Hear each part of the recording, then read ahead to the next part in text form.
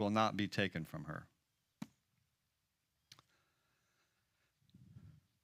So last Sunday, Cindy and our youngest child, Miles, went out to get something to eat. And we went to a place where we could be outside, and it was beautiful. And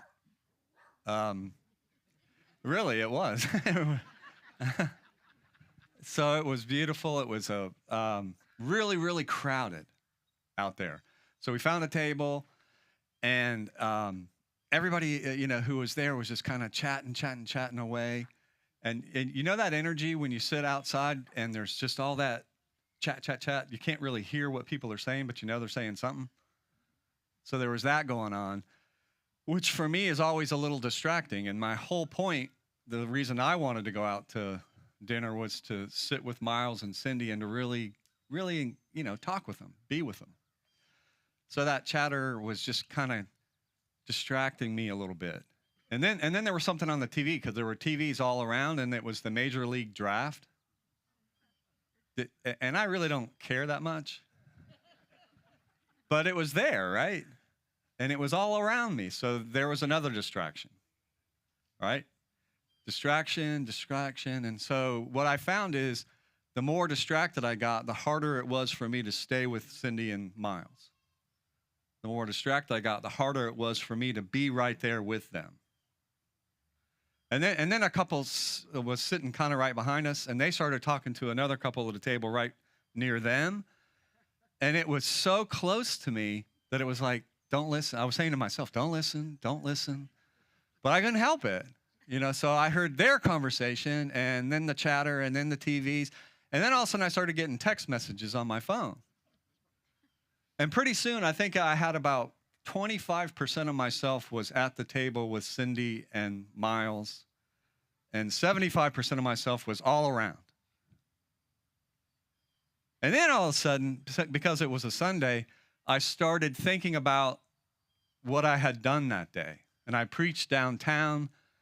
And preaching is weird. It's just a weird thing. It's a weird dynamic for me. As I sit here and I watch you, and I'm thinking, where'd you go? and I'm thinking in my own mind, should I have said what I said? Should I have said something else? Did I say it the right way? Do these vestments make me look fat? Right? Okay, not really that last one. I never think that. But I'm just trying to, so then I start worrying. And then I start thinking about what I got to do for the week. Distraction and worry. And life gets like that, right? And Jesus says today, Martha, Martha, my gosh, you're so distracted and you're so worried. See, it wasn't a matter of her doing what she was doing. It was the mindset. Distracted and worried. That's what Jesus was worried about, so to speak. That's what he was trying to get her to see. Do you see what happens to you when you live a life of distraction and worry?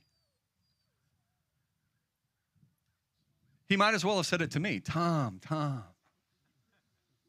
Distracted and worried. Why?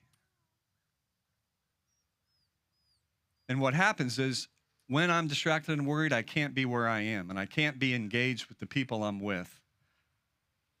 And then I go about life missing my life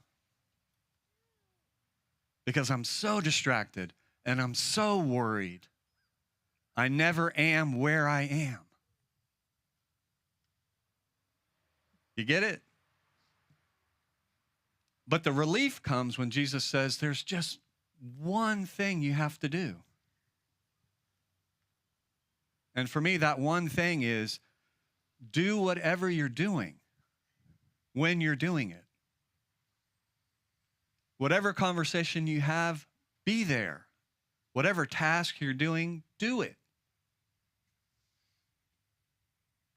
Don't get distracted. Or when you get distracted and when you start worrying, pay attention and return to that one thing. and there you'll find your life. All right, that's what I got. Yeah, thanks.